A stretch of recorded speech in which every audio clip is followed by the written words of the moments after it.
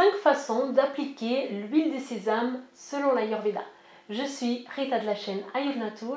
À la chaîne, je vous parle de Ayurveda et naturopathie. Et aujourd'hui, je vous fais cette vidéo pratique de comment vous pouvez utiliser l'huile de sésame de façon pratique en externe pour que ça ait un effet sur vous pour apaiser Vata dosha. Donc c'est parti.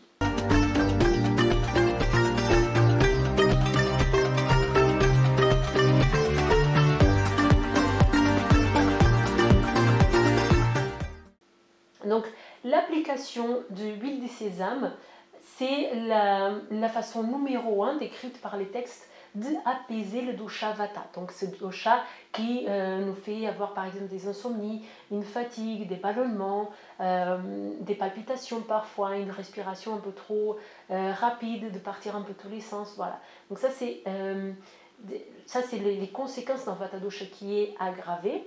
Et selon les textes ayurvédiques, la façon numéro 1 de calmer ça, c'est à travers l'application de l'huile, notamment l'huile de sésame en particulier.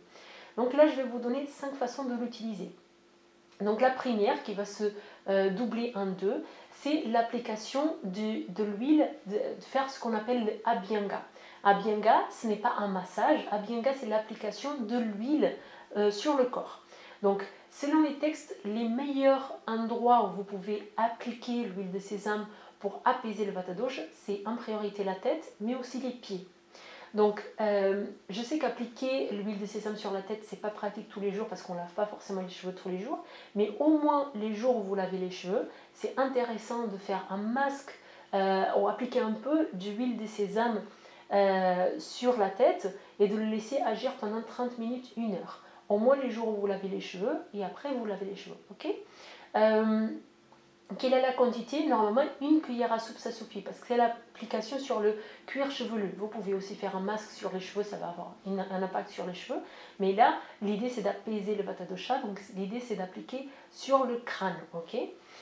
La deuxième façon de faire cet abhyanga, donc la deuxième application de l'huile de sésame, c'est l'application sur le corps entier.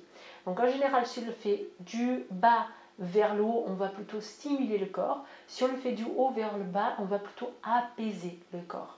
Donc normalement, quand on a un Vata qui est exacerbé, on va plutôt faire une application du haut vers le bas. Troisième application qu'on peut avoir, c'est ce qu'on appelle le Snehananasya ou Pratimashanasya. C'est l'application de l'huile de sésame sur les narines. En fait, les narines, c'est une porte d'entrée de nos indriyas, en fait, de nos organes des sens. Donc, il y a un impact assez lié avec notre système nerveux et l'action sur le Vata dosha. Et du coup, normalement, une façon de l'appliquer, Pratimashanasya, ça veut dire qu'on a une application d'une petite quantité d'huile de sésame dans les narines. Donc, vous pouvez mettre un petit peu d'huile au niveau de votre phalange, du petit doigt, et l'appliquer et passer sur toutes les parois internes de chaque narine. Ok, juste de faire ça tous les matins, ça va avoir l'impact. Et comme c'est une toute petite quantité, normalement, il n'y a pas d'effet secondaire sur ça. Si vous commencez à appliquer une grande quantité d'huile, là, vous pouvez avoir des conséquences. Mais avec cette petite quantité, normalement, c'est ok. Et ça apaise le Vata dosha au quotidien. Donc, en tout cas, si vous n'avez pas de maladie nasale, normalement, ça devrait être ok. Quatrième façon de l'appliquer, ce serait au niveau des oreilles. Donc les oreilles aussi c'est un autre indriya, donc c'est un autre organe d'essence.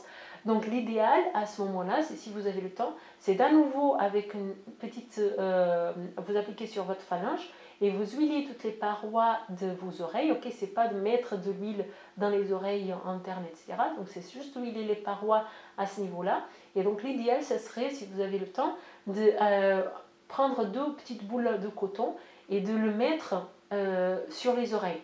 Donc ça va avoir un côté de... ça va imbiber l'excédent d'huile, donc le surplus d'huile que peut-être que vous avez mis et que votre peau elle n'en a pas besoin. Et en même temps, ça permet un peu de couper tous les bruits extérieurs. Et ça, c'est très apaisant pour le mental aussi. Et puis la cinquième astuce, cinquième façon d'utiliser l'huile de sésame, ça serait l'application au niveau de la bouche. Donc normalement, on parle de gandouche quand on parle de cette application de l'huile sur la bouche, mais en fait gandouche, ça veut dire remplir la bouche complètement d'huile de sésame. Donc ça voudrait dire qu'on va mettre la plus grande quantité d'huile de sésame qu'on peut jusqu'à avoir la bouche complètement pleine. Et en fait, c'est pas très très agréable. Il y a une autre technique et c'est la technique qui s'appelle Kavala. Et donc, normalement, les deux sont confondus en Ayurveda. Donc, en général, les thérapeutes, ils conseillent de faire Gandouche alors qu'ils veulent recommander Kavala. Et Kavala, c'est l'application où vous mettez par exemple une cuillère à soupe dans la bouche et vous malaxez tout l'intérieur avec votre langue et vous essayez que cette huile, elle passe de partout, sur les parois internes, sur les gencives, au niveau des dents, sur le haut, sur le bas, et vous passez tout ça. Et après, vous crachez cette huile qui va être accumulée avec toutes les bactéries que vous pourriez avoir dans la bouche. Donc la sésame, elle a aussi un caractère anti-inflammatoire, donc c'est aussi intéressant de le faire au niveau de la bouche. Voilà les 5 astuces, les 5 façons d'utiliser l'huile de sésame dans votre corps de façon externe. Quel est l'objectif principal de cette application? Ça va être d'apaiser Vata Dosha. Et donc, avec les endroits particuliers qu'on va utiliser, ça va être en fonction des problématiques qu'on a. Donc, si on a par exemple une surstimulation des enzymes, des organes des sens qui nous font ne pas réussir à lâcher prise, donc le nez, les oreilles, ça va être bien. Si on commence à avoir des petites bactéries, des petites infections de la bouche, au niveau de la bouche, c'est bien. Si c'est pour un apaisement de Vata en général, le corps entier, c'est bien. Ok? J'espère que cette vidéo vous a plu. Je vous invite à mettre vos questions en commentaire, à liker et à partager cette vidéo. Je vous souhaite une bonne journée.